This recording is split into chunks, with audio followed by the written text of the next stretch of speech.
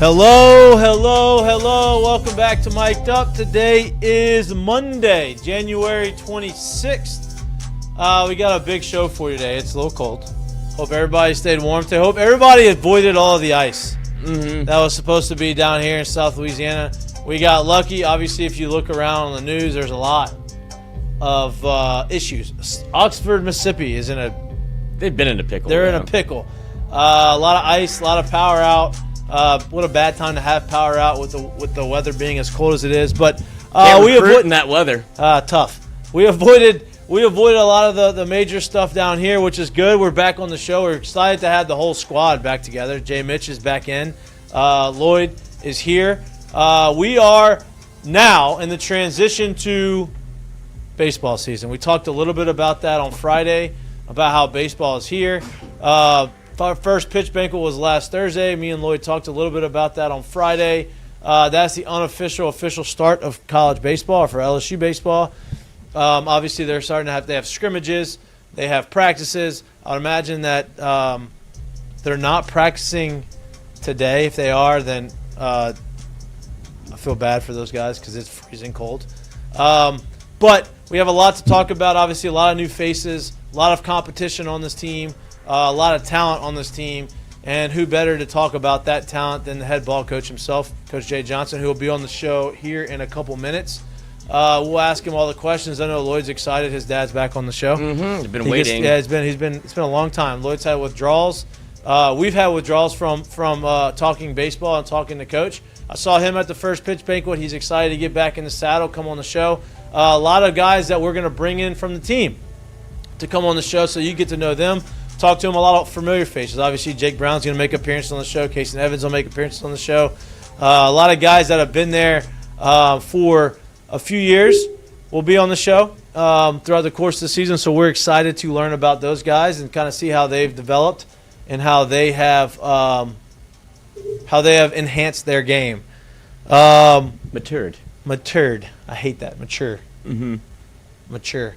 Lloyd, how'd you made it through the cold? I did. I was not one to be afraid of the weather. Came in the studio this morning. We tried to set up the stream do two different Zooms. For some reason, this morning, Zoom wasn't popping up on that version of vMix. Oh, that's why you asked me for the code. Yep. Thank you for. I figured I didn't know what to do. I was up, Coach. Listen, babies. That's right. But I didn't want to bother you. Babies. No. I'm sure he's awake. You're usually awake pretty early, 5:30. I'm usually 4:30, Coach. Oh, okay. 4:30. I have not stepped foot in the gym in like 8 days, which that is a long time.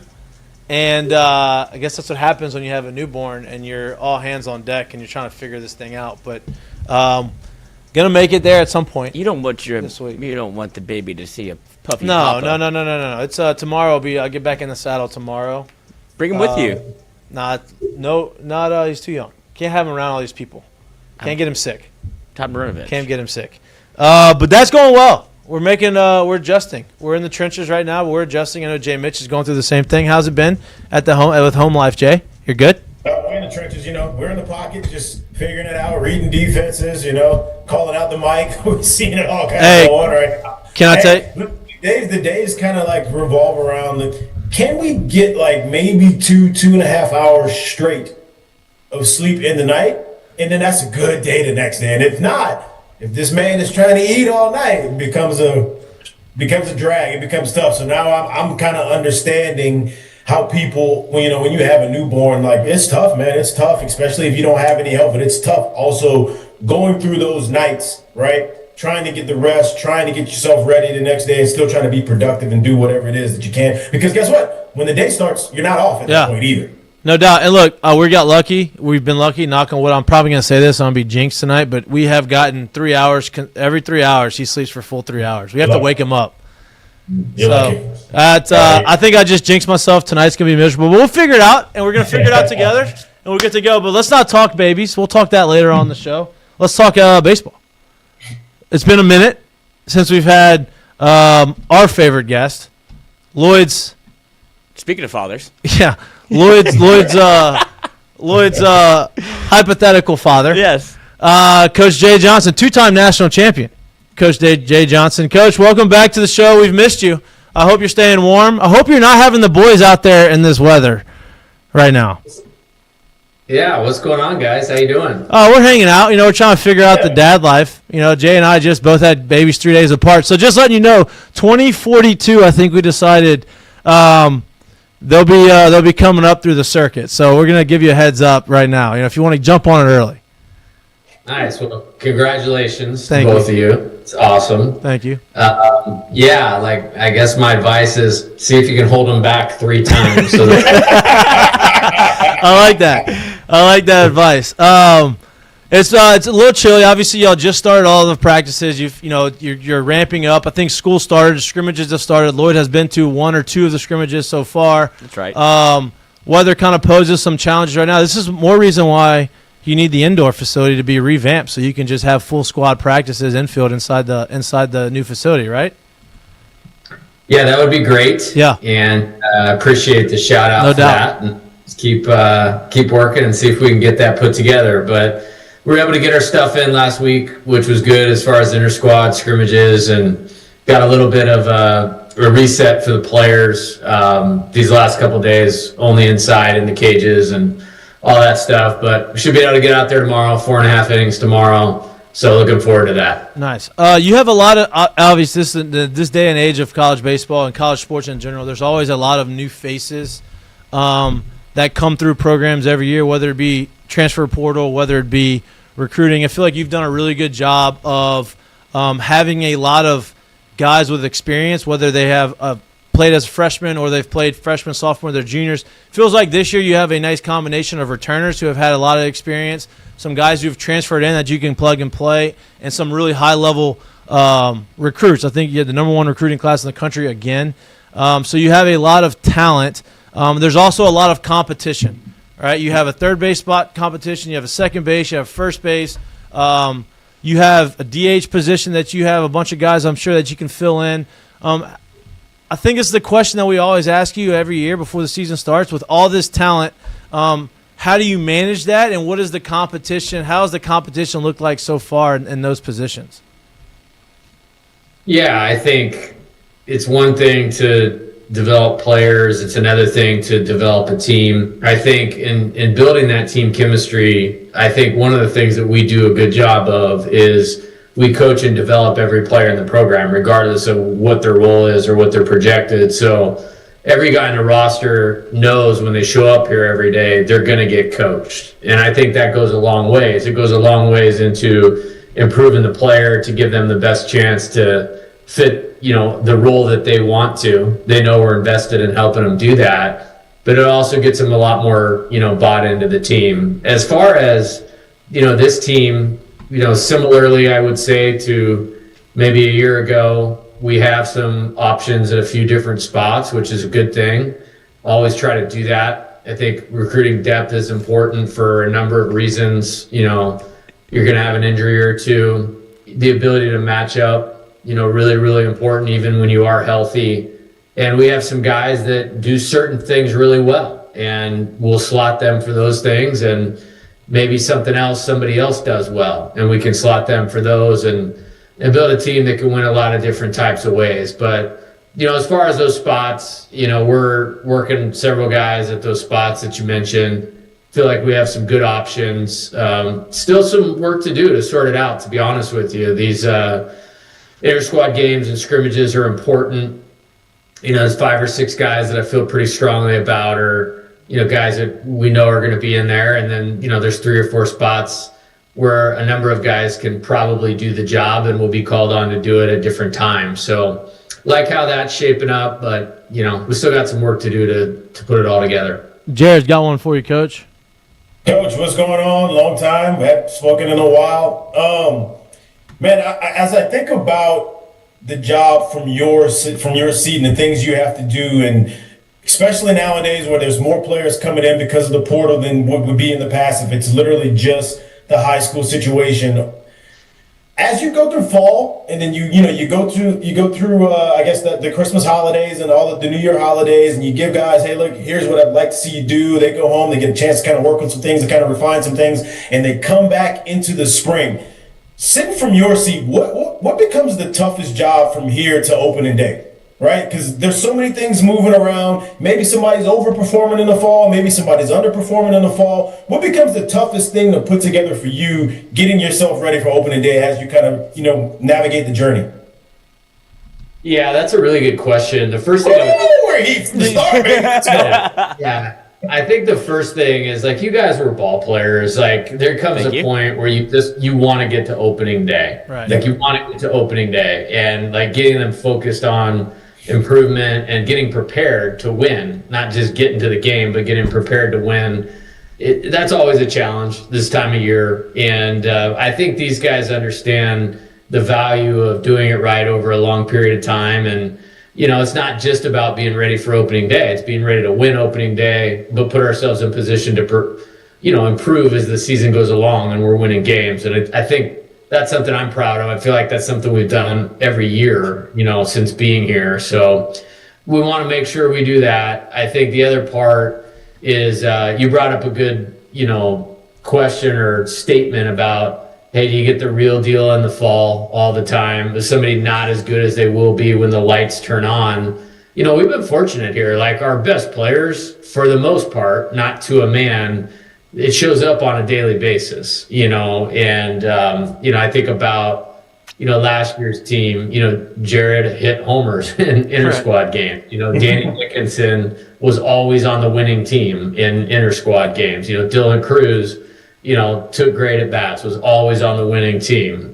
So we've established a good culture, I think, with that, but, really just staying in right now. I thought we made some good strides over the weekend. We got 3 scrimmages in Wednesday, Thursday, Friday. We were able to kind of analyze it and went back to work, even though it was just in the cages, and did some good things. Yeah.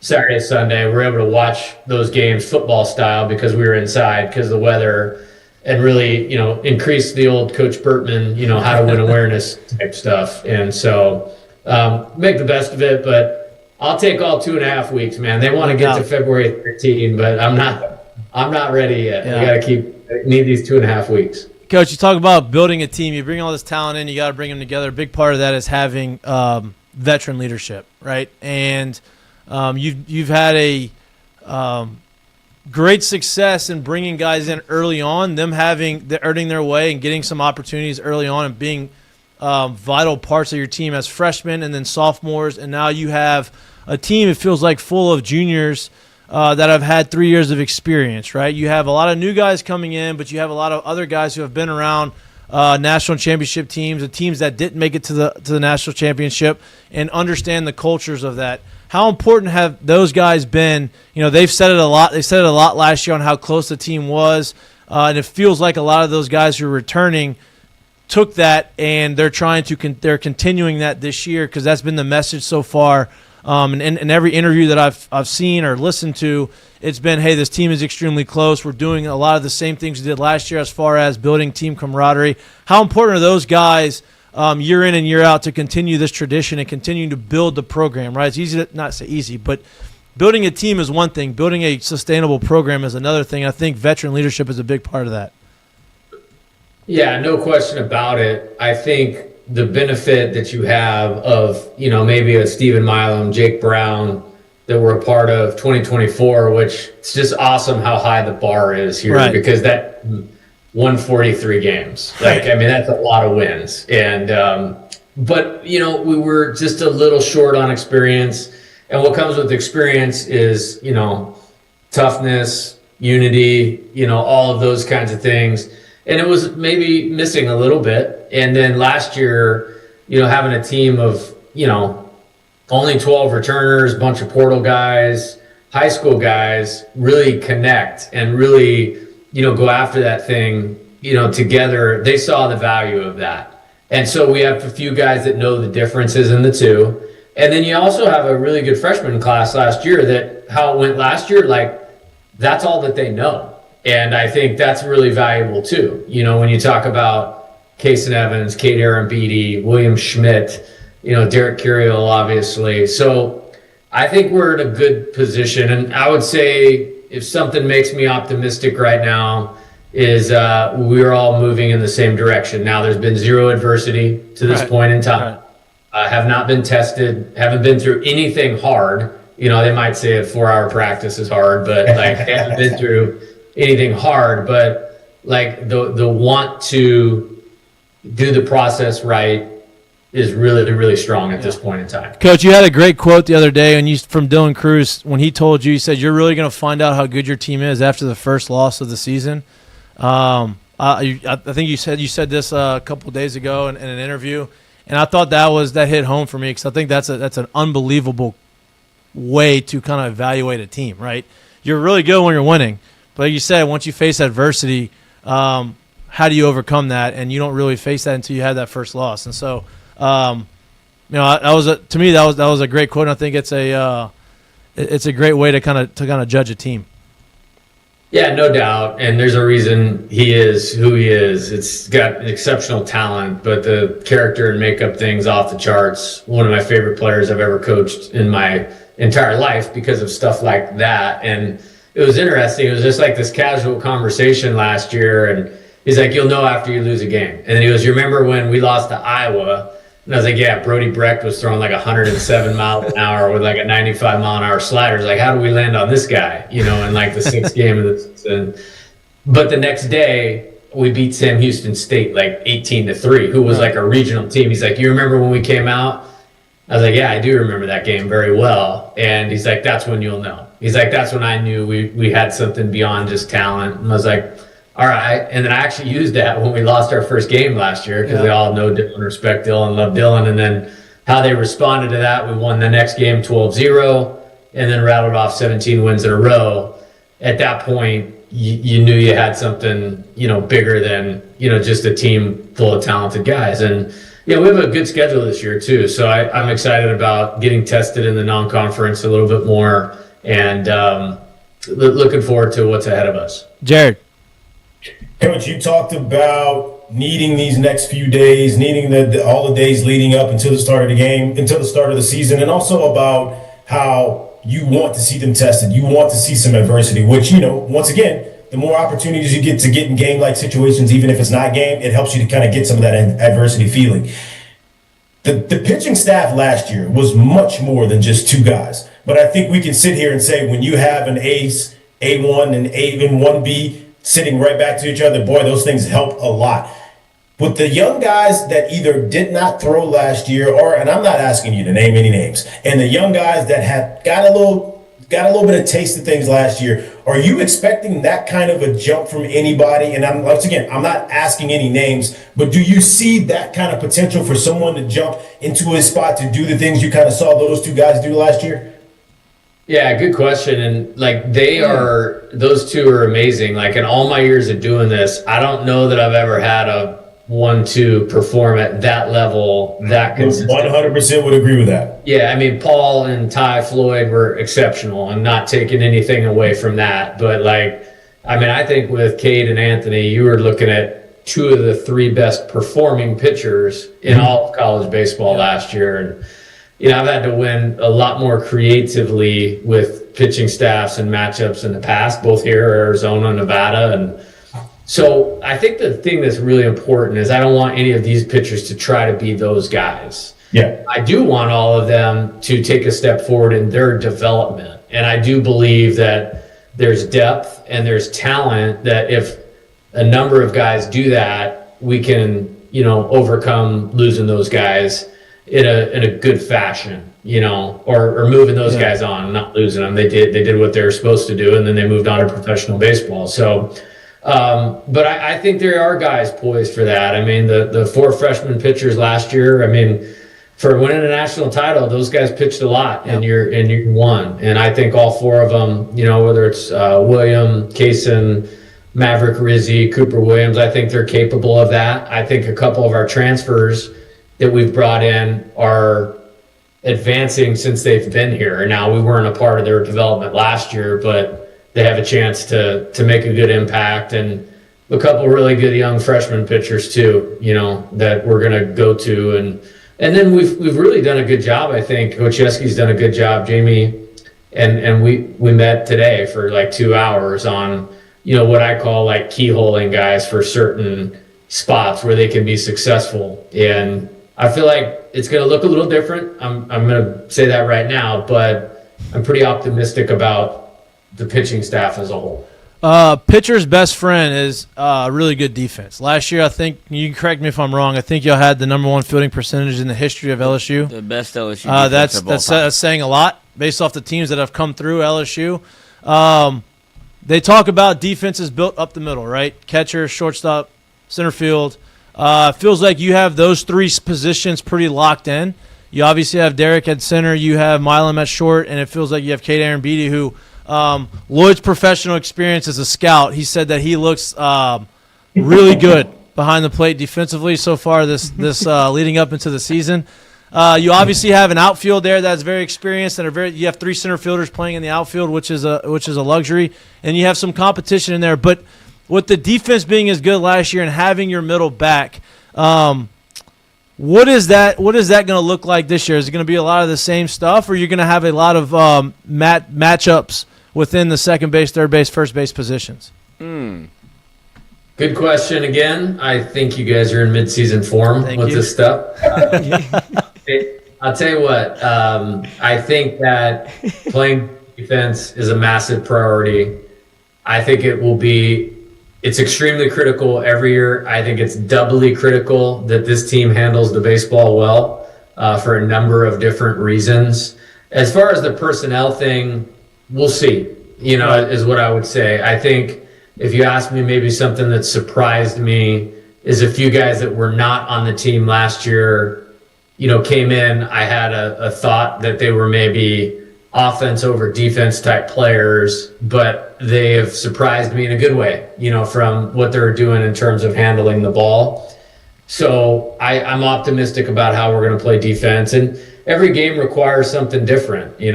We go back to the finals last year, like from a matchup standpoint against, Fluky and Morrison against Coastal, it would have made sense to play Tanner. I decided to play Michael because of the type of style of offense that Coastal Carolina plays, and he really performed well, particularly in game 1 on defense. So every game requires something different based on the pitcher you're facing, the offense you're facing, the ballpark that you're playing in, and we look at all those things and make decisions of what's best. I think if you can settle into roles, it is good and helpful. I do think we have more than 9 good players, though, and so more than 9 are going to get some run. I will say that.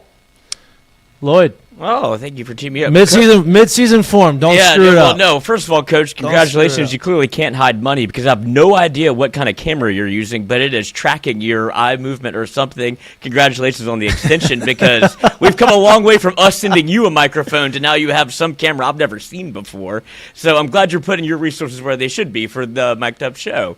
But aside from that, the Mik'd Up computer. That's right. Yeah. So if you ever need any help, let me know. But aside from that, when you go from obviously coming off a national championship, you like to move ahead rather quickly because you want to turn the page. But you have a lot of the same guys that were on that team, and it's a stark difference from going from 2023 to 2024 as opposed to 2024 to 2025. Like you needed that. It almost felt like that growing experience. Now you have guys that were on that team as freshmen now come back for this year. How much of that year of them being freshmen and getting to play in 24 kind of maybe, I guess, moves the goalpost a little bit for what you expect in terms of from some of these guys that you have on the roster that experience a bit of failure and now come in to see what it's feel like to have success as well? Yeah, I've gotten asked about that a lot, but if I'm not mistaken, the only 2 freshmen that are here from that team are Stephen Milam and Jake Brown. So I don't know in volume that it's a lot of guys, but those 2 guys played. I mean, game 7 of a regional, they were on the field. And Jake hit a homer in that game, and Stephen obviously had a great freshman season. So having 2 real key players that were a part of that and can see the difference are important. Now we also have, Gavin Guidry's back, which is great. He was a huge part of that. DJ Primo has been a great program guy, and it was awesome. He got to pitch in the regionals and super regionals last year. Was up in the bullpen in Omaha, but he's back. So there's a few. Jaden Newt was hurt most of that season and back, but there's really not as much as you would think, but I think when you have two players in Jake and Steven that were such prominent players that are also big time leaders on this team, it carries a lot of weight. And again, I think, sometimes like what scars you makes you stronger. And like, I think what's cool about that is, man, like it's only a scar because the standard is so high in terms of how we've performed here. Because at the end of that season, I mean, we're a run away from winning the SEC championship in the tournament. And then in the regional, it's tough, man. Still one of the toughest losses of my career. Like that team played phenomenal baseball there. And, we're maybe a player, a break away from being on 3 years in a row. And who knows what would have happened if we would have snuck in with as well as we were playing. So I think it was really valuable. I don't think that experience, I don't think there's a lot of similarities in general, but I think having those guys a part of the 24 team and the 25 team helps this team. Coach, I want to ask you, everybody talks about defending a national championship, right? And, not a lot of coaches have to deal with that because not a lot of coaches win national championships. It's a hard thing to do. You've done it twice. Me personally, saying the word defending a national championship is a little bit misleading because every year it's a different team, right? You lose guys that were key contributors on the team. You bring in other guys who kind of have to make their mark and become those key contributors. How do you help these guys understand that? Like, hey, we're not defending it. We're trying to win it, right? Like it's not – like we're not defending anything. We just got to go out there and continue to do that. We do the things that we need to do to win and get back to Omaha so that we can try to do this thing again. You did it in 2023. You had the 2024 season. Now you have to experience it again in 2025. Is there anything that you learned after the 23 season going into 24 season that you're kind of implementing this year? No, I don't think so. And I think it's so different because of after that year. I mean, it's 13 players, got drafted. It's an SEC record, on top of some, not just generational players, but those guys are generational leaders. Yeah. Like, I mean, when I see Cade Beloso in town, like I immediately start smiling. Like I want to give him a hug and with him and Gavin on top of Paul and Dylan, like you had next level leadership. Yeah. And there was just no way to replace it. So there just wasn't a lot that could be transferred over. This time, Jake Brown got a pretty huge hit against our, Stephen Milam played 68 straight games at shortstop and made 5 errors. Both of those guys, huge hits in the College World Series. Like Chris Stanfield, Derek Curiel, nail in the coffin against Coastal Carolina, back-to-back, 2-run singles, causing havoc all year long. Case and Evans, the Little Rock game here, going 4 2/3 against UCLA. Cooper Williams pitching in Omaha. William Schmidt, 35 innings. Jaden Newt, pitched 35 innings. I'm definitely leaving some input. Kate Arambidi started 10 SEC games last year as a freshman. Tanner Reeves, bunch of huge hits, so I just think it's a different deal. Now, I don't think any of it guarantees a success because I think the SEC is better today than it was 2 years ago. So, we're going to have to be on top of our game. I'd say, we've always tried to go on the attack here. And, you get a lot of questions about being hunted or defending a championship. We're not doing that.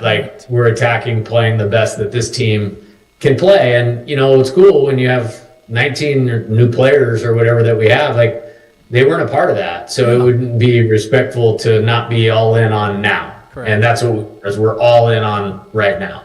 Coach Lloyd's got one for you. Yeah, this is an actual legitimate question. It's not fodder for the people.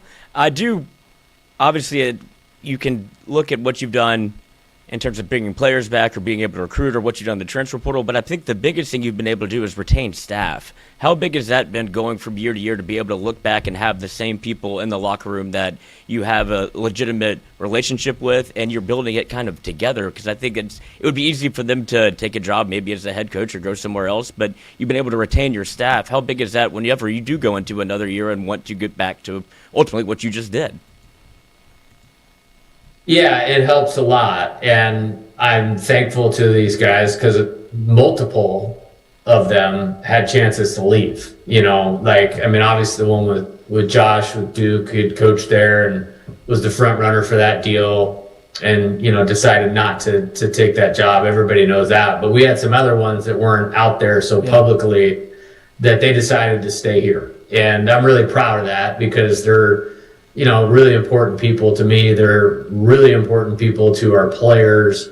And then just functioning and flowing as an organization. I don't think change is bad from time to time. I will say that. I think it can really positively affect an organization. But, these guys, like I mentioned with Coach Yeski, you have, in my opinion, the most successful pitching coach in college baseball history, at least modern college baseball history.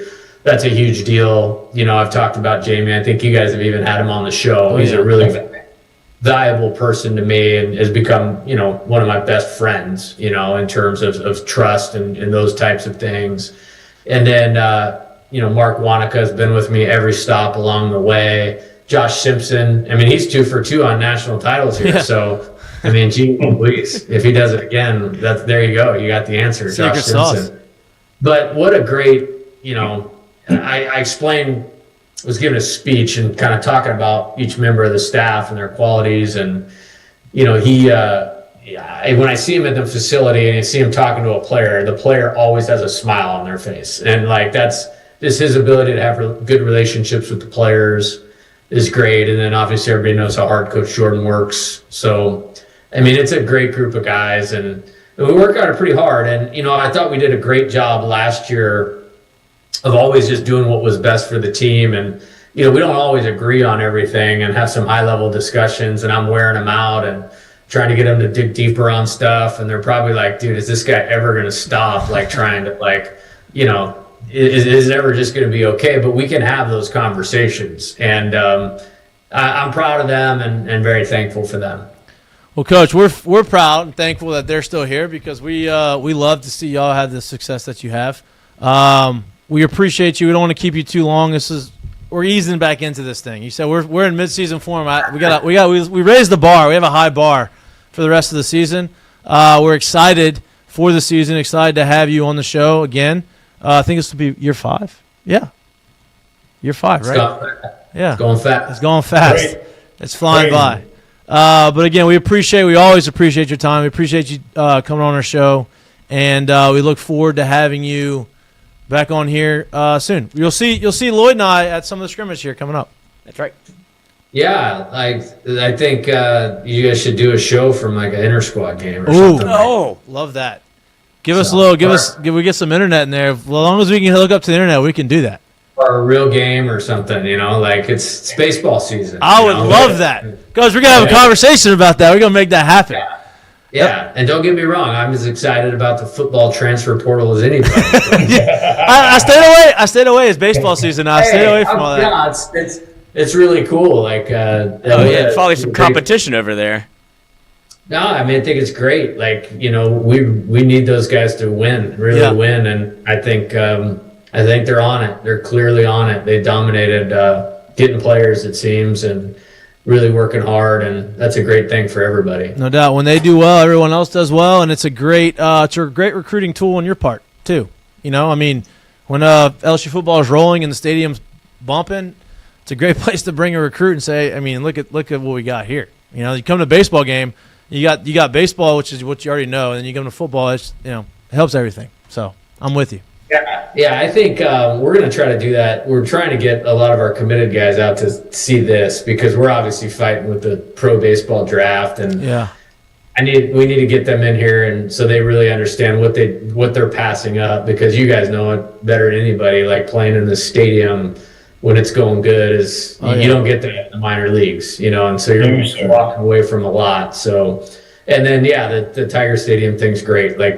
We've recruited just fine, and it's been good when we've been, good. Yeah. Now, if we're great, I can only imagine it's going to be exciting. Coach, you talk about the draft. I said you're going to let you go, but you actually reminded me of another question. So you're competing with the draft. There has been a conversation out there, and there's been an article written about how Major League Baseball is talking about doing away with the high school draft and drafting kids out of high school. What are your thoughts on that? Obviously, that would be a huge deal for college baseball, and that would only increase the level of competition in college baseball, increase the talent in college baseball. Thought it was interesting. I never thought that may happen. I don't know how real it is, but just wondering your thoughts on that. I mean, I'd be all for it. I'm kind of like, I'll believe it when I see it. Yeah. My first thought was, okay, they're going to do that, and they're going to come up with some rule where they can sign high school players as free agents and have a workaround. Yeah. You know, there's too many smart people in Major League Baseball now. Like they got all that stuff figured out. Yeah. I'm kind of just over here, man. Like, that's it. What are the rules? Let us know. We're going to stay within them, and we're going to try to use them to our advantage. It's going to be hard to have a workaround, though, if they knock down the number of minor league teams, though, because that's kind of part of the conversation as well. Is if it did happen, some of these minor league levels kind of come out of it again. So then it would obviously shrink the pool even more and make the pool bigger for obviously college baseball. Yeah, no doubt. Even cutting like a level or two that they've done to this point. I mean, the level of ball that's been played really in the last 5 or 6 years is on another level. I feel like it started the season after COVID. So the shortened draft, less minor league teams. So if you took another team or two out for every organization, I don't know what the math on that is, but that's 60 teams, you know, that's a lot of players, probably in the SEC, the ACC, the Big 12. So be great. Yep. Just I'll believe it when I see it. Yeah, you just keep plugging along. Whatever happens, you'll figure it out. I know, no doubt about that. But, Coach, again, we appreciate you. Have a great night. We'll see you again hopefully next week. Get you back on. All right. Sounds great. All right, Coach. Have a good one. You too. See ya. We're running out of time there. But I really wanted to ask him because he talked about, he brought football unsolicited. About how it's great and they want them to do well. And we've talked about this. And I don't think that they'd want to get rid of they may want to, but Alex Box Stadium is what it is. It has the aura, it has the games. But how cool would it be? We've talked about this. How cool would it be for LSU baseball to play a game in Tiger Stadium? Why not? Convert the field into a baseball field. I mean, they do it in different fields. I mean, they play football games in Yankee Stadium, so you can play a baseball game there. I mean, the Raiders and the Athletics did it for years. Just like one game, maybe like a exhibition or something. I don't know. It would sell out. Think about that. And what an experience for those players. And look, Tiger Stadium used to be so against, whoever controls that. Used to be so against having events in Tiger Stadium, but they've kind of changed that, right? They have this new deal that they're doing where they had the Bayou Country Superfest deal, but then they got rid of it. But now they are now adding concerts. Like there's concerts that are happening over the summer because they replaced the field. Revenue stream. They replaced the field anyway, and now you got to bring in more money. NIL, everything costs more. Players cost more. I mean, what a cool deal would that be? And that would be, maybe LSU does it as an exhibition. And all proceeds go to NIL for LSU baseball. Did I just figure something out? I don't see how you say no to this. I mean, think about that. Jared? I love the idea. Like we talked about this a couple years ago when it was, who was it? I think it was Nebraska volleyball. Yep. Was able to figure it out. And we were like, man, I think in Louisiana, people would really love to see a May baseball game in Tiger Stadium. There is no, at that point, I would imagine, or at least there's a workaround. In terms of if we're thinking about the stadium and what they have to do to the surface to get the surface ready, blah, blah, blah, blah, blah. You can figure that out with what you could possibly be bringing in, right? Just doing it for one game, maybe one series, maybe having one side of the stadium open. However it is that you chose to do it, I think you can make it work with the stadium, you can make it work with the surface. And yeah, man, like in Baton Rouge, Louisiana, in May, in April, however you want to look at it, people would love to go watch one of those bigger series in that stadium. You telling me you couldn't draw more than the 10 to 12,000 that you get? Shit. You telling me you couldn't make this a spectacle, a scene? It's something that people would want to be a part of? You're crazy. I mean, it would be huge. People would love it. I'm trying to figure out the timing. Like it would have to be There's no more after. spring. There's no more yeah, spring but like game. they still get on the field, right? So it'd have to be after like practices, and you'd have to do it to where it was right in the middle of them. Okay, we're about to change the surface. Because I mean, correct me if I'm wrong. Don't they change the surface of the field every year before the season starts in Tiger Stadium? They definitely redo it after the year because it always looks like ass.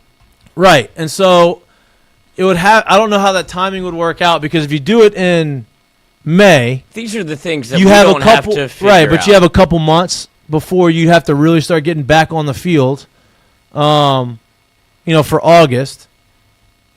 Who do you talk to about this? Who is this person? I mean, I'd imagine Verge would be a pretty good person to start Everything points to yes. It's just a matter of how do you make logistically, can you make it happen? Because here's the deal, dude. Yes. You charge. You have Tiger Stadium. You charge whatever you charge, and you get 45,000 people to go to the game, and that's not even halfway full of the stadium, right? Like, I mean, what an awesome experience that would be.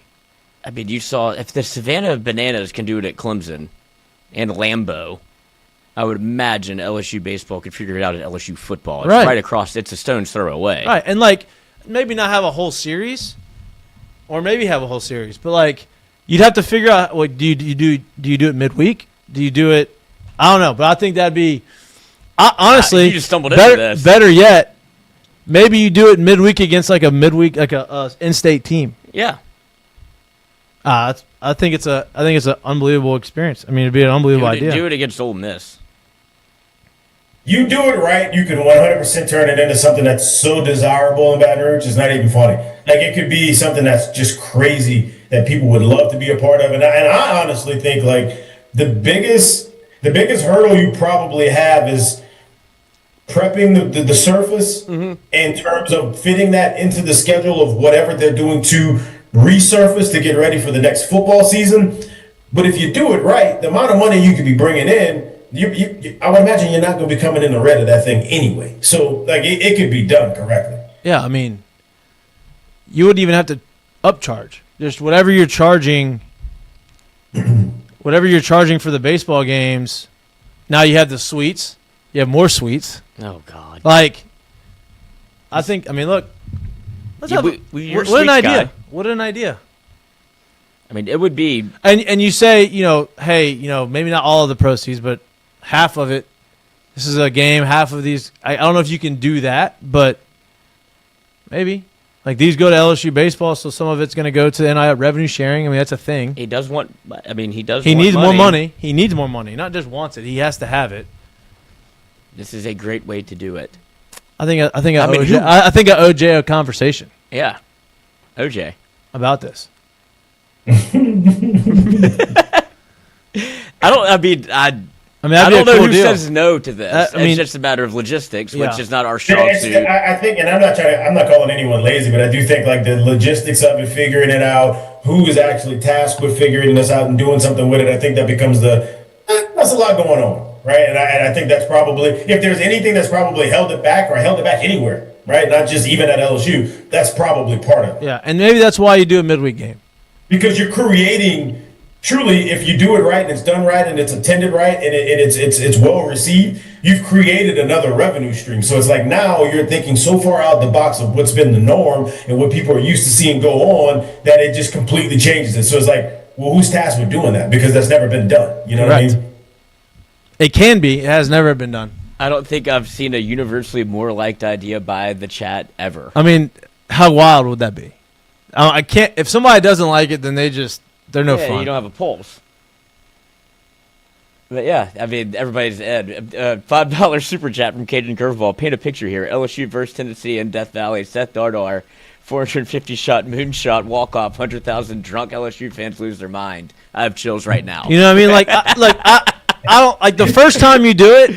Can't have an S. You can't do it against an No, SEC of course team. not. But I mean, now everybody's already run with this. They're running with it. Yeah, it's gone. And that's what you want. Yes, that's what you want. You That was a good idea. You got to figure it out, and like you got to say, okay, let's do a midweek game. Rain delay. Maybe like spring break or something. Or, I don't know. Sometime where like I'm with you on the test run being, and you got to market the shit out of it. You got to pump the shit out of it. But the first time's got to be against one of these better in-state schools, and have that be something that as soon as the season's about to start, that you continue to throw out there to let people know that this thing is going. Because listen, if you could do it and you guarantee, or you somehow find a way to get 50,000 plus into that stadium, it will be raucous in there. Yeah. Like, it would crazy in there. And I think you do it that way first. Get some in-state, so it's not only just LSU people, it's understanding that, hey, LSU does this, because then now down the line, if you want to, if you chose to, I don't know if that this would be a thing you would want to do, but if you chose to, right, then it would make sense to have an LSU Tennessee weekend series in there. But maybe, over time for 100%. Yeah, proof of product. Listen, but it also goes to the idea that I've always thought about in terms of like where college baseball is, and I guess we can kind of go deeper into this. But let's just say that the CBA happens in the league this year, and things do happen to where all of a sudden they choose high school players can no longer go to the draft, and you have to go to college first. So it turns into what is now college basketball, where you have to spend at least 1 year in college. That all of a sudden makes the college game that much more competitive. Yeah.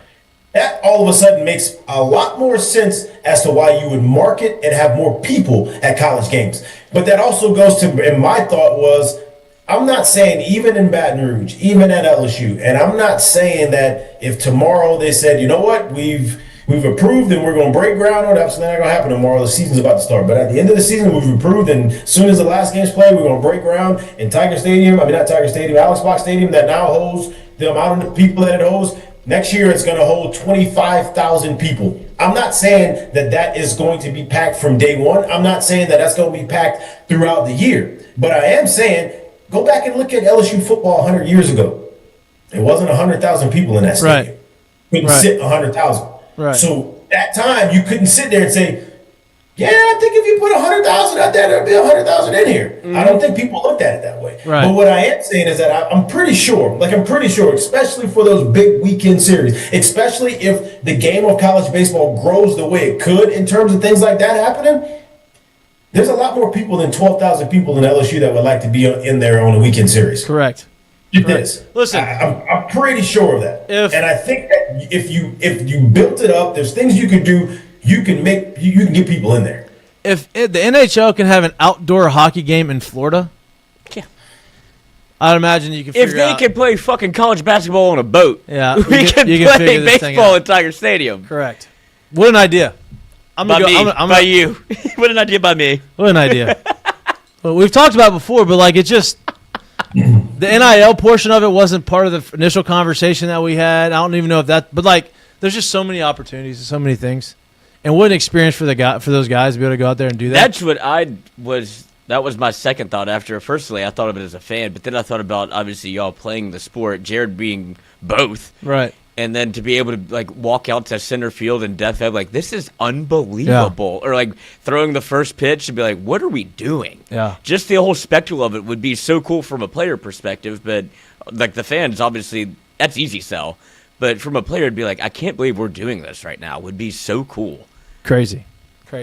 And I honestly think too, like now that I go back to it and I think about it a little bit more, Bring the band. It probably makes sense more of just I got a one-off. You probably wouldn't want to do it on the weekend. You wouldn't want to have Friday night game there and right. the rest of it in Alex Box. But then also, just like you talked about banana ball, right? You watch that happen in some of these stadiums, and I don't know, right field, left field is 230 feet away. Like you wouldn't want those to be right. like games and have 5 of those games on there, or have a weekend series where you got to play in that kind of a situation because what it could do to numbers, whether it's good or bad, right? So I do think, but if there was one game that you can throw out there against a in-state school in that situation, I do think it would be something that people would love to be a part of. I think it's a cool concept.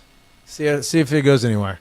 Then Kim Mulkey will be right I behind did you want with the basketball court I wanted out to there. bring that up to him, but it was when he brought up the football. That's when it hit my head in my mind, and I was like, that's a longer conversation. We're gonna wait till he comes on the show again or something to talk about. But back to what he did say, I think he's excited about the team. I think he likes when the team is structured this way, when there is a lot of competition he doesn't really know yet. You know what I mean? Like, it's not a bad don't know. I think he's just like, hey, we have a lot of guys that we can play, that we trust. I think in Jay's mind, he likes when his teams are structured that way because it gives him the opportunity to create more competition. It gives him an opportunity to continue to develop these guys.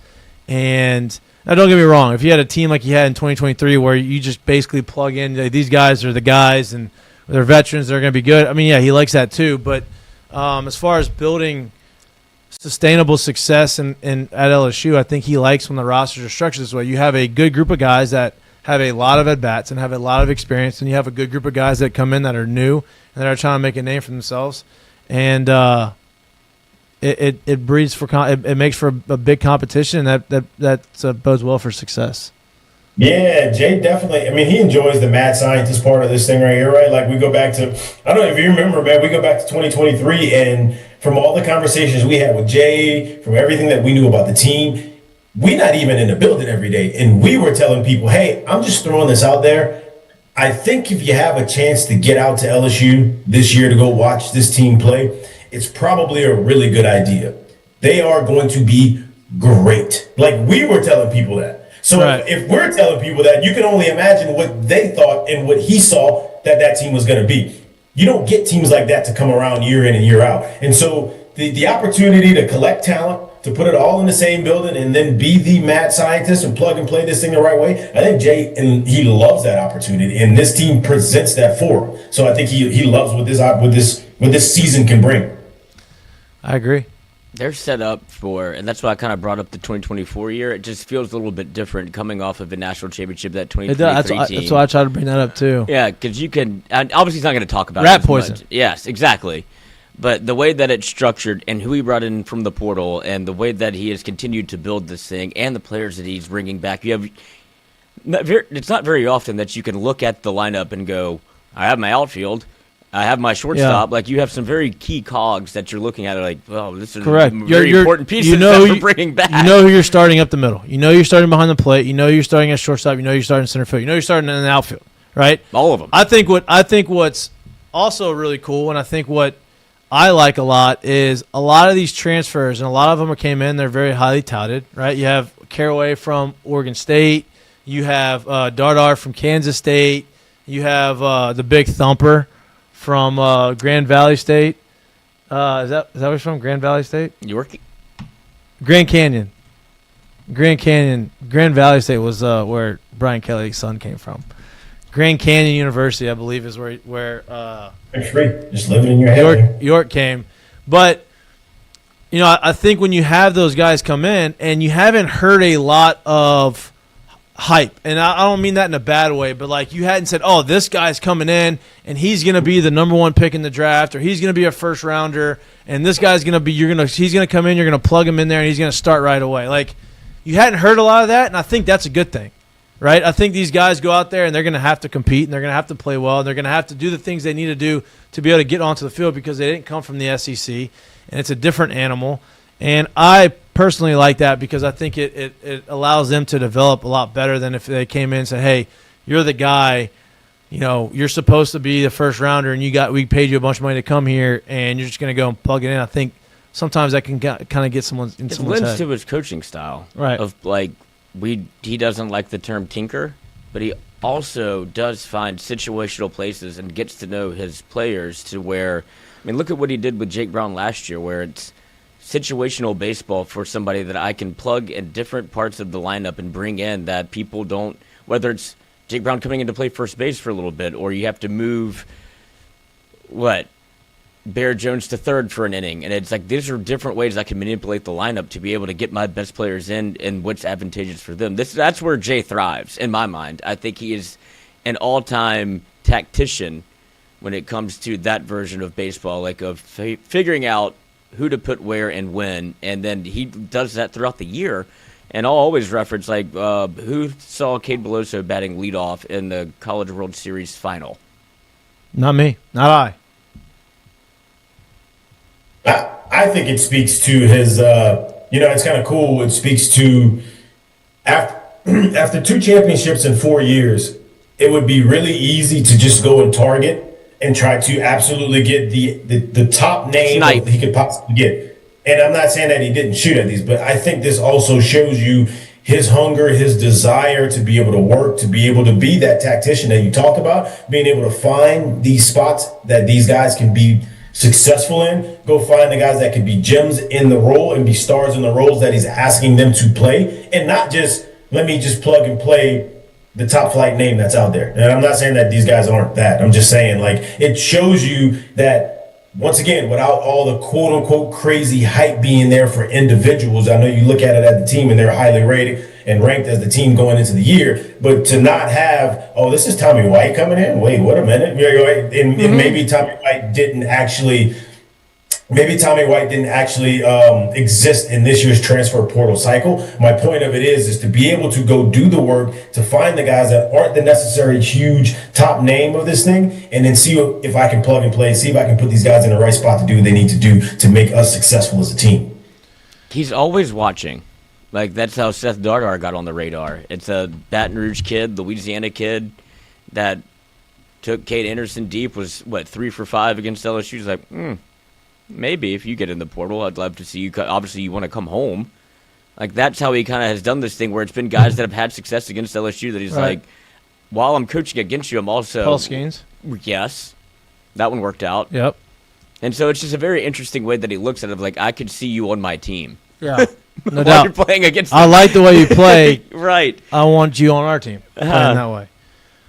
Yeah. No, he's figured out, but he does. I mean, like the NIL deal. He doesn't feel any different than he did in his first year either, which is the most important part to me. But, a big part of this is roster retention as well. And you're going to have to get money and pay these guys money. That's the way NIL works. And as much as you think LSU baseball is up there in the upper echelon of money, when it comes to NIL, you are severely mistaken. He's done a great job with what he's got, but as far as revenue sharing goes, you saw what happened with football. He mentioned it. They're spending a lot of money to go get a lot of these transfers and retain some of these recruits and bring these recruits in. So most of that revenue sharing is going to football. Baseball's not getting a ton of it, so baseball has to work and try to generate their own revenue and their own NIL dollars from other sources. And so if you like championships, we got to figure out how to. If you like Jay Johnson, we got to figure out how to give him some money. See, to me, it's just a no-brainer. Like, whatever, if he asks for something, you give it to him because he's proven to be, as if not the best. Well, no, he is the best coach in college baseball, but it's a hard ladder to climb to get to Skip Burtman. There's not another active coach in college baseball that has, Corbin. No. That has multiple national championships, is what I was saying. Yeah, but this quickly, and the fervor and the age and all of it, and like being able to navigate the NIL world. And if he's like, look, this is what we need to compete, and if it's a no, then like, why the fuck is it no? Right. Like, if he's asking for it, he clearly needs it. Right. And so it should be yes. Correct. Because he's earned it. Correct. It's going to be a fun baseball Brian Kelly season. did not. No. Lane Kiffin does. Yes, so far. So far. I mean, he hasn't won anything here, but like he has. Well, he's working hard. He has shown that he is committed. He's shown that he is committed to bringing in the best talent here. I mean, flying to different areas, different in a different way, different teams to go and try to get these guys to commit here while they're visiting somewhere else. I mean, it's an incredible mindset to go from. I'm gonna make it happen. Have you on campus. Oh, you're leaving to go to Atlanta. Wait, Oregon's there. To him to go, well, why can't I just follow him? Yeah, right. Like, that never even entered my brain, and it certainly didn't enter a previous regime's brain. But he's like, the meeting's not over for me. Right. Like, I'm going back. I'm going to make this happen. Yes, and that's clearly he did. Right, and that's you want that from your coach, whether it's NIL, whether it's on the field, however it is. That's what you want from your head coach. NIL. Yep, that's it. They are set up to be very, very good. Yeah, also. we're not going to get into that right now. I know. We have a long time to talk about that for next year. It's just crazy that it's over. It is, but it's very, very excited that baseball's here. And I'm very excited that we're gonna start talking about baseball regularly, and watching it, and going to practices, Yes, I told you that. I know. I told you. I want to go. I mean, I'm not going tomorrow. No, it's gonna be freezing cold. Yeah, what? You don't want to go tomorrow? Why not? I'll go. 4.5. I'm not going to sit in that weather for 4.5 innings. I can promise you that. I'm cold-blooded. You're going to sit in this type of weather for 4.5 innings. It wouldn't bother me. I'm sitting in the suite. Yeah. Okay. Yeah. If you did that. What are the rules on that? The suites are not open for the scrimmages. Why not? Because they're not. What if I just need to sit inside? Because they're not your suite. Well, that's yet to be determined. Yeah. It's more mine than yours at this point. That's true. You got more connections around the stadium than I do. Yeah, if you want to get the Champions Club, let me know. I did see her at first pitch banquet. Said I got a ticket. I promise. I'm not asking you to let me in. She liked that one, so maybe I'm making my way. There you go. Making some jokes. All right, we got. I did send my recruiting pitch for Jam and Rome to Maureen. Oh, did you? I put it just a doggy ear to the 2042. 2042. It's 2026. 14 years from here. No, it's 2020. It's 2044. 2044. But that's what I said. I just so you know, we're excited to have Jay back on, but also just a little. And what'd she say? She said the kind of what Jay said, like we need to hold him back or move him forward. But yes, they're very much on the brain. Okay, I like he'll be here. I like that. The family, that household is always talking ball, right? They're always love that. coaching. I love that. Dude, Speaking of Jam, she's just as competitive as he is. No doubt. Speaking of Jam and Rome, we have, newborns. So we have to, sometimes we're gonna have to cut the show a little shorter than normal. I think right now is a good time because we had Jay on. We had a great conversation about baseball. We're gonna continue to have a conversation. We're kind of in that dead period of we're leading up to baseball, so there's a lot of conversation about who to look forward to, who to do. And then when you get to baseball season, obviously that content just kind of rolls in because, we get to recap games and talk to Jay and talk to players, which we're going to have a lot of players on the show this year. There's been a lot of want from these guys to jump on the show and be part of it, which we're excited about. Boy, have they followed us around from studio to studio. Hey, if you build it, they will come. That's right. But yeah, so we have a lot to look forward to this baseball season. You want to get to the seggies? Dude, speaking of maybe, I guess, mistake of the day. I want to say this before we get to seggies. Okay. About babies. Jared, how much money have y'all spent on bottles and nipples and stuff? Bro. I know how much, because we can't figure. You have to figure out which one the baby likes the best. And for us, the baby likes the disposable one from the hospital the best. So it's well, that's his first nipple. Damn. I just know. So we probably spent more on we probably spent more on bottle warmers and all. Yeah. Oh my and shit like that. Baby Brezza, the Baby Brezza, where it makes sure all of that stuff. I'm trying to figure that out. No, it's just at this point I've already waved the white flag in terms of seeing my notifications pop up that somebody's at my front door dropping off a package. Oh yeah. Whatever. It's all right. I'm on board too. It's just we have a bunch of different bottles now. Trying to figure it out, and it's not that he doesn't. It's just he likes one better than the other, and it's hey, this is one we're gonna roll with. I guess they do have an. And maybe as they get older, as they grow, and they like it different. I don't know. We're learning this thing on the fly. I wouldn't even. This is why I'm not ready for any of this. But dude, there's so much cup. There's so much technology now with dude, there's it's called an owlet. You put it on the ankle on the foot of the baby while he sleeps, and it tracks sleep. That thing kept buzzing on us last night. No. The buzz. Listen to me. That thing buzzes. It is a wild thing, but it is very beneficial because you can see when your baby's actually sleeping, not kind of feels like he's sleeping, and you kind of you sleep. You track his. I don't know. I like it. It's just crazy the technology. You didn't have one. And the baby no, but it makes it a lot easier to monitor. It makes it a lot easier in the middle of the night when it's 3:30 in the morning and you need him to go back to sleep, or you need to know if hey, is he sleeping? Is he not sleeping? Is it time to put him back in? So it's like a little baby spat. A what? Oh yeah. Yeah, pretty much. Yep, pretty much. Kind of fire. Wild. And then nowadays, chargers for this, and it tells you. Oh, dude, it's crazy. He's still. Tells you if he's sleeping, if he's in a deep sleep. It tells you if he's moving around, if he's awake. How much do these cost? I don't know. We got it in our registry. Someone bought it for us. Oh, that's nice. Yeah. Could you wear it like on your finger? No.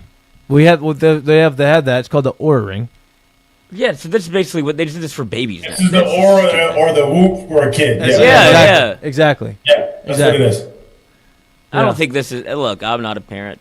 I like it. Of course. I like it a lot. It makes our job easier. You do know that they're preying on you because if you don't do it, then you don't care. No. They're using it you does against make yourself. Listen, it makes your life a lot easier.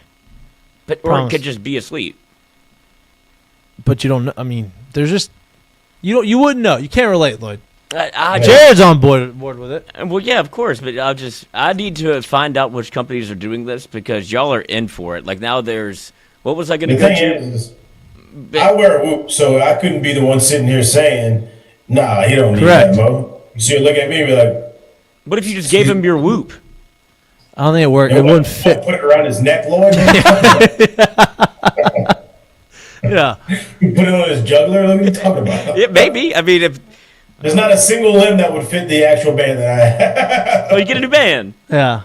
I'm interested to see where technology goes. I mean, do they got like a chest strap? We don't have that, but they have all kinds of stuff. I mean, they are absolutely pimping out technology. Oh, listen, babies are because if you don't buy it, the technology around babies is like that unnecessary. That market is enormous. It is unnecessary. I wouldn't call it unnecessary, but maybe there's some things that are a little I overkill. turned out fine. When we were little, they used to have the bassinet. They tell you now, nothing in the bassinet, just the baby on its back. No stuffed animals, no blankets, no nothing. Back in the day, you had blankets, you had babies, you had what is it? Stuffed animals. No, you could put that in there. The nipple. But you had all these other things. And it's like, nowadays they don't want any of that. It's crazy. It's crazy. We survived.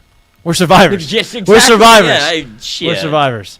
Evolution, maybe you survive. You learn more things. Other things happen. Like that's kind of where it's at, man. It is what it is. Yeah, technology advances. You know what I mean? We're a soft generation. I can see it now. What are you gonna put him in? What he's gonna see? Your kids are gonna be playing with the what is it? The Guardian cap one. Hey man, technology has enhanced athleticism from an earlier age now. So we'll see. I can't wait till Let Jam go across the middle on some kid that didn't have an outlet. Hey, Jam's got some paws now. He got some big old hands. I love that. Love that. Great. Is he gonna play flag football? Yeah, first. When did you tackle him? I never had flag. I never played flag football. That's what I'm saying. I started playing tackle forget football. Your roots. I played tackle football when I was 9. Me too. I'm fine. Yeah. But so, what are you gonna wear his outlet to the game? No, a Whoop at that point probably. He doesn't need that. I'm joking. God damn it! These boys need some salt to them. I'm joking. All right, let's get to the Seggies. So we can go back and see Jam and Rome. That's right.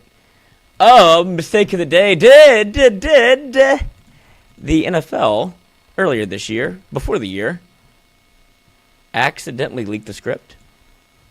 Oh boy! This was the picture before the year, and who'd have thunk it? The more you look at it, the closer you get. Look who is at the forefront of the road to the Super Bowl. Sam Darnold. Drake May. Interesting. Wait, where is this at? On the left up there. Well, they also got Malik Neighbors up there. How you feel about that? Yeah, that's him walking to Cancun.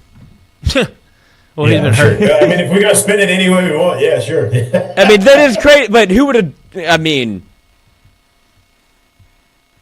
I don't think that this... I mean, I'm just saying. No script. There's no but script. they're very much forefront. So it's a mistake and of the day? quarterback, because, does it not make you think? Yeah, but would you call... Okay, so if you're going to call it that forefront, are you trying to tell me that they would put out a marketing campaign that has their biggest and most paid players that are the most visible in this thing, not the forefront? I think you're looking at it the wrong... I think Jared's right? Like, you are putting... be able to read the jersey? Yeah. Yep. Yeah. Exactly. Yeah. So you're telling me they got the Lamar Jacksons, the Patrick Mahomes, the Joe Burrows, the Brock Purdy's, the J.J. Watts. Bijan Robinson. And all these guys where I can actually see them. I don't have to zoom in. I don't have to squint. I don't have to do any of that. I can see them. And they're going to be on the back of the bus, basically? That's what you're trying to tell me? That's just interesting. Who's at the front of the bus? Walking into the Super Bowl. The two quarterbacks that I don't think anybody had Sam Darnold going to the Super Bowl or Drake May going they're to the both Super Bowl. 50-1 odds. They could have been anywhere in this picture. Left, right. They are the furthest away. You had to zoom in. The closest to it. But you had to zoom in to see their name. You didn't. They're leading the pack. I think this was done. I think you're thinking of it the wrong way. But I think y'all are just scared too. So the mistake of the day is them leaking the script. Before the year, crazy. Okay. I'm not wrong. You got a curtain call? I do. I'm not saying you're right either. Well, it's clearly I'm not. They're right. They're the ones that put it out there. It wasn't me. That's a big ass stretch to be. Well, it's crazy that it's true. Are we gonna have the same curtain call? Maybe. Is it this one? Yep. Yep. Me and Lloyd, same curtain call. 18-year-old. 18. I'll let you go. Yeah, Blades Brown. Obviously, the name says it all. Like when you take chances in life and you name your son Blades, as he will be a golfer. And sometimes it works out, sometimes it doesn't. But a 18-year-old kid who has skipped college to play professional golf, everything seems to be coming up Blades. He has every opportunity to be a dickhead, but it seems like he kind of actually has it figured out where he won a Korn Ferry event, gets qualified for a PGA Tour event, flies overnight to play the next day, and continues to find himself on the final day in the final group of the leaderboard going up against Scotty Scheffler, and he's just supposed to be in high school. But he still has the wherewithal to be like, you know what? Things he has to work still a little on. bit of He's fun. a smart young man, so whenever we get the concepts embedded with where he needs to take his mechanics and his putting and things like that, And he won. He goes all in. So we're so excited for it. It's interesting with those teams. And he drains the putt. And he makes a 40-footer and then looks back at the rock, paper, scissors guy. All-time field moment. Just a superstar being born. I mean, this guy's a stud. It's a This guy's a stud. What a moment for that being guy. born. And he's a professional golfer, so he got paid on that. Yep. Okay. Big step to get his tour card there, too. Blades Brown. 18. Great. That's my curtain call and your curtain call. Jared, you got one? Yeah, I got one. We kind of talked about this pre-show ourselves, but I do think there's something to understanding resilience. There's something to understanding situations matter. There's something to just because you're highly drafted and it doesn't work out doesn't necessarily mean you're a bust. There's a lot of things that got to go right, and Sam Darnold is our latest example of that. Two things about Sam Darnold. I think he is one of 4 players ever in the history of football as a starting quarterback to have back-to-back 14-win seasons. He's done it on 2 different teams. He's also, if you remember correctly, there's a lot of people that are talked about from that 2018 draft. You can start with Baker Mayfield, you can start with Josh Allen, and you can end with Lamar Jackson. Sam Darnold is also in that class, was also a first-round pick, and he is the first one to make it to a Super Bowl of all of those guys in that draft. You'd have never thought that. So I would like to give a little bit of love to somebody like Sam Darnold, who, if you want to sit here and say, oh, he's a game manager, no, go look back and look at that stat sheet from what he just did in the NFC Championship. Sam Darnold is a baller. His team believes it. They've hopped on board. They obviously have a great team as well. But he's driving. He ain't in the passenger seat. And I'm going to give him a little bit of a curtain call for everything he's done. Best game of his career last week. Mm-hmm. NFC Championship game. Best game of his career. Almost 400 yards passing. After flaming out in the last time he was in the playoffs, where kind of people expected it. Right. Like, is Sam Darnold real or not? And he goes, the Vikings have an opportunity to go to NFC Championship, maybe win a Super Bowl, and he's the reason that they lost. And he bounces back, and it's against a team he has struggled against all year. Correct. And it wasn't like, I'm not taking anything against Drake May because I think Drake May is going to be a superstar. I think he's really good. I mean, chance to win the MVP, I think Stafford's probably going to get it, as he should. But Drake May didn't have a great game in the AFC Championship game. Weather conditions were awful. He ended up winning the game, right? So they go to the Super Bowl. Drake May is going to the Super Bowl, the youngest quarterback since Dan Marino to go to the Super Bowl. But they didn't go to the Super Bowl because of him, right? I'm not like that game. Obviously, he did other things. Now look, he ran. He has rushing touchdown. He made some big plays with his feet, and he was a big reason why. But it wasn't. He wouldn't look back and say, "This is the best game I've played all in my career." No. Sam Darnold, on the other hand, like once that game started going back and forth, I mean, it was a haymaker after haymaker in the second half, and you're going up against the Hall of Famer, probably the MVP of the league, in Matt Stafford, and you go out and you outduel him. Like, that was impressive. It was. Impressive. Yeah, that's a good curtain call. Good show. Good you have all the boys back at the same time. And you boys did well. I'm proud of you. Yeah, we're making this thing. We're gonna make this thing work. You know what I mean? Yeah. One boy at a time. Eventually, Jam will be in the studio with us, sitting down. It'd be insufferable. Hanging out, watching his iPad. Now, I'm gonna try as long as I can and not be an iPad dad. Trying. Right. That's not gonna last I'm long. gonna attempt. Why are you trying so hard? I'm gonna attempt. He knows because he knows it's gonna happen. I want him to be present. You know, in the here and the now. Are you good? No, we'll see. We'll see. Yeah. All right. When do you get him on Adderall?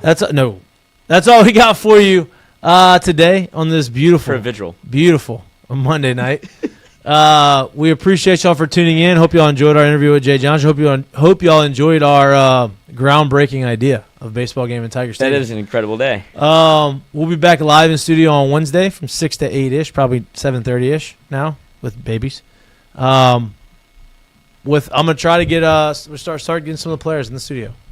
And babysit. So so we're gonna bring you a lot more baseball content. We're looking forward to it.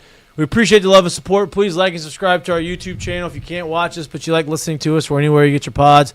We love y'all. We appreciate y'all. See you on Wednesday. Stay warm. Peace. Do the lasers again. How did you do that? I don't know. How do you do lasers? Oh, hell yeah, deserve those. Listen, I don't know how the laser thing happens. I don't really. I saw your face, dude. I was like, what the fuck is going on? I didn't know. I was surprised. wasn't on screen though. No, I could just see him all the time. And I was like, I could see the screen going nuts. And I was like, whoa, we got a new one. Maybe it's that. Laser. What'd you do? No clue. He doesn't know. I have no clue.